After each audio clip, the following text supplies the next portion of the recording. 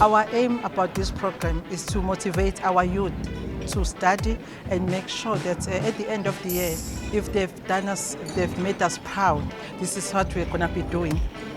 What makes me more proud, our sponsors, part of our stakeholders, our PwC, Nedbank, Huawei, and other sponsors, Coca-Cola, and they are going to be contributing to these learners to make sure that no learner is going to be at home not doing anything. Also, on the side of the city, we've set some money aside, 4.1 million, to make sure that also other learners who are not here, they can be assisted. On top of that, our business partners are more than willing to assist our students.